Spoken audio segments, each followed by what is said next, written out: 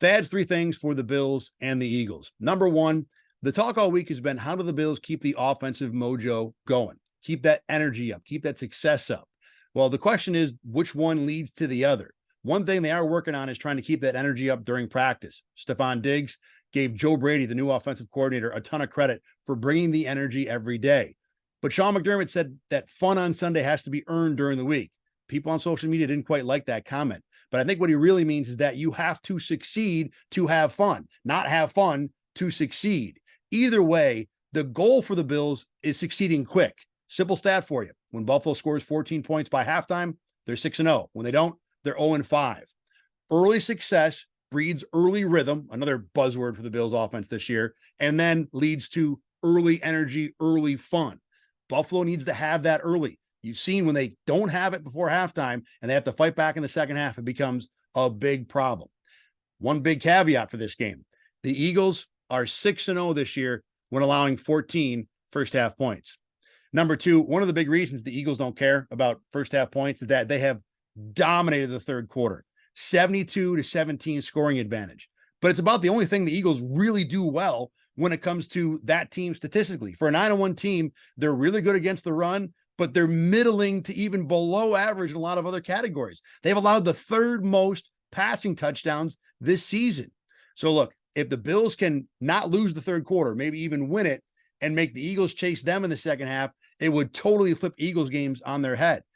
Philadelphia in each of the last 7 games has been in a 1-score differential with 5 minutes to play. But every single one of those games have either been Philly ahead or tied. 6 of them have been the Eagles with the lead. So the Eagles are never the team who have to chase late. That's what Buffalo, obviously in any game you want to do this, but especially in this one, make the Eagles chase, make them score the points to win the game, not play defense, because Philly certainly has the method of winning the other way around down pat. Number 3, the Eagles are coming off 2 gigundous wins, Dallas in division, and then the Chiefs, a Super Bowl revenge game on a Monday night. Their next 2 games are going to be season-defining battles with Dallas and San Francisco. You win both of those, and Philly's going to be a 1 seed no matter almost what happens in their other 4 games, 5 games, whatever it is.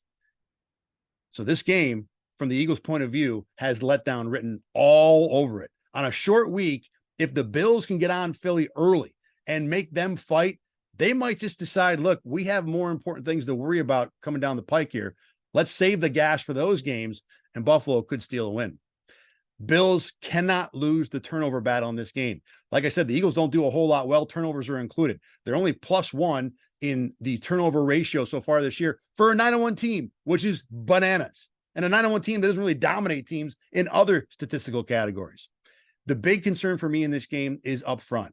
The Eagles' offensive line is ridiculously good. Their defense is loaded with lots of different talented guys. Fletcher Cox, Jalen Carter, you know the names. Now, the Bills' offense is pretty good too. Their O-line has certainly improved. In fact, Pro Football Focus going into this week ranked the Bills as the 8th best offensive line in the NFL.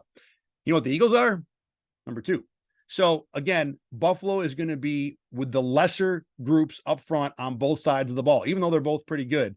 And that has historically, when it comes to the Sean McDermott, Josh Allen Bills, given them the most trouble. Remember the Colts games a few years ago, Tennessee a couple times. These are contests where Buffalo's passing more finesse, more passing-oriented schemes, both sides of the ball, where they succeed. They don't succeed as well with a team that can just punch them in the mouth. Now, again, both lines for the Bills, I think, are improved, but they're not the Phillies level. And that's why, primarily, I'm still going to go with the Eagles, even though I'll tell you what, the Bills can absolutely take this game. Being on the road's no problem because of the situations Philly is in. But I like the Eagles anyway, 31-24.